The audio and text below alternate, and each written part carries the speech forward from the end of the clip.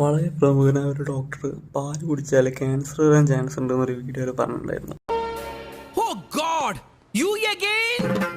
IGF-1 ലെവൽസുമായിട്ട് ബന്ധപ്പെട്ടാണ് ഇത് പറഞ്ഞിരിക്കുന്നത്. അപ്പോൾ നമുക്ക് ഈ വീഡിയോയിൽ അതൊന്ന് ക്ലാരിഫൈ ചെയ്യാം. അപ്പോൾ ഈ ഡോക്ടർ പറയുന്ന ക്ലെയിംസിനെ സപ്പോർട്ട് ചെയ്യാൻ സ്റ്റഡീസ് ഉണ്ട് എന്നാണ് ഡോക്ടർ പറയുന്നത്. സോ നമുക്ക് അതിലൂടെയും പോയി നോക്കാം. പിന്നെ ഈ വീഡിയോയിൽ മെയിനായിട്ട് റേസ് ചെയ്യുന്ന രണ്ട് കൺസേൺ, ഒന്ന് IGF-1 ലെവൽസ് വെച്ചിട്ടും പിന്നെ അതുപോലെ തന്നെ A1 A2 മിൽക്കിനെ കുറിച്ചിട്ടുമാണ്. അപ്പോൾ അത് നമുക്ക് ഡീറ്റെയിൽ ആയിട്ട് ഈ വീഡിയോയിൽ നോക്കാം. ഇതൊരു ബോഡി ബിൽഡിംഗ് പെർസ്പെക്റ്റീവിൽ കൂടുതലായിട്ട് കാണാനാണ് ഞാൻ ആഗ്രഹിക്കുന്നത്. സോ ഈ വീഡിയോ കൂടുതലായിട്ട് അത് ബേസ്ഡ് ആയിരിക്കും.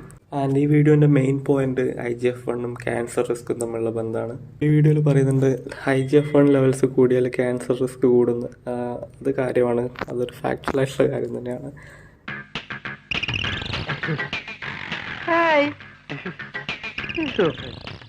ആൻഡ് നിങ്ങൾ അറിഞ്ഞിരിക്കേണ്ട ഒരു കാര്യം, നിങ്ങൾ ഏത് തരം പ്രോട്ടീൻ കഴിച്ചാലും നിങ്ങളുടെ ബോഡിയിൽ IGF-1 ലെവൽ കൂടും. ആൻഡ് ഇതൊരു നമ്മുടെ ബോഡി ഗ്രോത്തിന് വേണ്ടി ഉൽപ്പാദിപ്പിക്കുന്ന ഒരു ഹോർമോൺ പോലത്തെ സാധനമാണ് തന്നെയാണ്. ആക്ച്വലി നമ്മുടെ ഗ്രോത്ത് ഹോർമോൺ എന്നാണ് IGF-1 ഉണ്ടാകുന്നത്.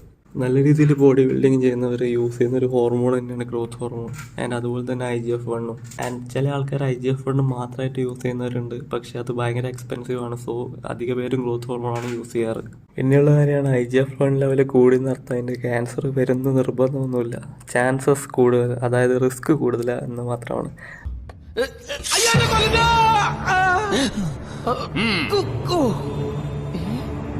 നമുക്ക് ജനറ്റിക്കലായിട്ട് ക്യാൻസറൊക്കെ വരാൻ റിസ്ക് കൂടുതലുണ്ടെങ്കിൽ തീർച്ചയായും നിങ്ങൾക്ക് വരാൻ ചാൻസ് ഉണ്ട് എന്ന് നമുക്ക് പറയാം. ആൻഡ് ഈ IGF-1 ലെവലുമായിട്ട് ബന്ധപ്പെട്ട് പറയുമ്പോൾ കലോറിക് ഡെഫിസിറ്റ് ആയിട്ടുള്ള ഡയറ്റിൻ്റെ കാര്യം ഇമ്പോർട്ടൻ്റ് ആണ്. കാരണം വളരെയധികം സ്റ്റഡീസിൽ പ്രൂവ് ചെയ്യപ്പെട്ടിട്ടുണ്ട്, ലൈക്ക് ഒരു കലോറിക് ഡെഫിസിറ്റ് ആയിട്ടുള്ള ഒരു ഡയറ്റ് ലോഞ്ചിവിറ്റീനെ സപ്പോർട്ട് ചെയ്യും, അത് ലൈഫിനെ എക്സ്റ്റെൻഡ് ചെയ്യാൻ സഹായിക്കുന്നത്. അത് തന്നെ എക്സ്പെഷ്യലി നമ്മുടെ പ്രോട്ടീൻ റെസ്ട്രിക്റ്റ് ചെയ്തിട്ടുള്ള ഡയറ്റാണ് അതിൽ ഭയങ്കരമായിട്ട് ഇമ്പ്രൂവ്മെൻറ്റ് കാണിച്ചിട്ടുള്ളത്. ആൻഡ് ഇതിൻ്റെ മെയിൻ റീസൺ എന്ന് വെച്ചാൽ പ്രോട്ടീനുള്ള ഫുഡാണ് നമ്മുടെ ബോഡിയിൽ IGF-1 ലെവൽസ് കൂട്ടുന്നത്. സോ നമ്മൾ പ്രോട്ടീൻ റെസ്ട്രിക്റ്റ് ചെയ്യുമ്പം ബോഡിയിലത്തെ IGF-1 ലെവൽസും കുറയുന്നു. ആൻഡ് ഈ IGF-1 ലെവൽസ് കുറയുമ്പം ക്യാൻസർ ഉണ്ടാകുന്ന റിസ്ക്കും കുറയുന്നു. പക്ഷേ ഒരു ബോഡി ബിൽഡിംഗ് പെർസ്പെക്റ്റീവ് അല്ലെങ്കിൽ മസിൽ ഉണ്ടാക്കുന്ന പെർസ്പെക്റ്റീവ് നോക്കിയത് ഭയങ്കര നഷ്ടമുള്ളൊരു കാര്യമാണ്. സോ IGF-1 ലെവൽ കൂടും ആൻഡ് ക്യാൻസർ റിസ്ക് കൂടും എന്നൊക്കെ പറഞ്ഞാൽ നിങ്ങൾ പാല് കുടിക്കാണ്ടിരിക്കണമെന്നില്ല.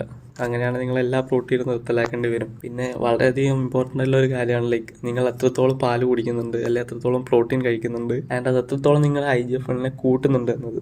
ആൻഡ് നമ്മൾ കൺസിഡർ ചെയ്യേണ്ട വളരെ ഇമ്പോർട്ടൻ്റ് ആയിട്ടുള്ള ഒരു കാര്യമുണ്ട്, അതായത് നമ്മൾ പുറത്തുനിന്ന് ഗ്രോത്ത് ഹോർമോൺ അല്ലെ IGF-1 എടുക്കാത്തിടത്തോളം കാലം നമ്മുടെ ഡയറ്റിലെ പ്രോട്ടീൻ കൊണ്ട് ഏകദേശം 15% ഇൻക്രീസ് മാത്രമേ IGF-1 ഉണ്ടാവാറുള്ളൂ. സോ അത് അത്രയും വലിയൊരു ഇഷ്യൂ ആണെന്ന് എനിക്ക് തോന്നുന്നില്ല.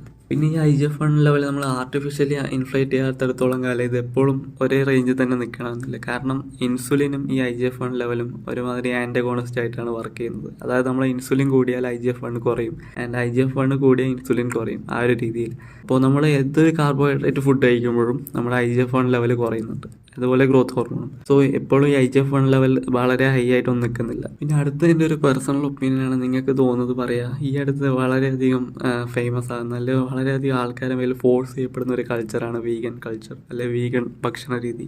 അപ്പോൾ ആ ഒരു ഇത് അനുബന്ധിച്ചിട്ട് പല രീതിയിൽ ആൾക്കാർ ഈ വെജിന് വേണ്ടി പ്രൊമോട്ട് ചെയ്യുന്നു, അതുപോലെ തന്നെ ഈ മിൽക്കിനൊക്കെ ഡീഗ്രേഡ് ചെയ്യുന്നു. അത് വളരെയധികം നടക്കുന്നുണ്ട്. സോ നമ്മൾ മനസ്സിലാക്കേണ്ട ഒരു കാര്യം എന്ന് വെച്ചാൽ ഈ ഇങ്ങനെയുള്ള സ്റ്റഡീസൊക്കെ ആരാണ് നടത്തുന്നത് ഭയങ്കര ഇമ്പോർട്ടൻ്റ് ആണ്. കാരണം ഫണ്ട് ചെയ്യുന്നവർക്ക് വേണ്ടി സ്റ്റഡി നടത്തുന്ന ആൾക്കാരുണ്ട്, അതുപോലെ നല്ലതിനു വേണ്ടി സ്റ്റഡി നടത്തുന്ന ആൾക്കാരുണ്ട്. അപ്പോൾ ഈ സ്റ്റഡി നടത്തിയ ആരാണ് എന്നത് വളരെയധികം ഇമ്പോർട്ടൻ്റ് ഉള്ള ഒരു ഫാക്ടറാണ്. ആൻഡ് വീഗനിസത്തിൻ്റെ മുകളിൽ എൻ്റെ ഒരു ഒപ്പീനിയൻ എന്താ വെച്ചാൽ, ഇപ്പം ഒരു ചിക്കൻ കഴിക്കാത്ത ആളെടുത്ത് പോയിട്ട് ബാക്കിയുള്ളവർ കഴിക്കടാ ചിക്കൻ എന്ന് വെച്ച് വായിലൊന്തി കയറ്റുന്ന പോലെയാണ് കഴിക്കുന്നെടുക്കുക അവരോട് പോയിട്ട് നിങ്ങൾ കഴിക്കരുത്, ഇത് മറ്റേതാണ്, ഇത് വളരെയധികം എത്തിക്സ് ഉണ്ട്,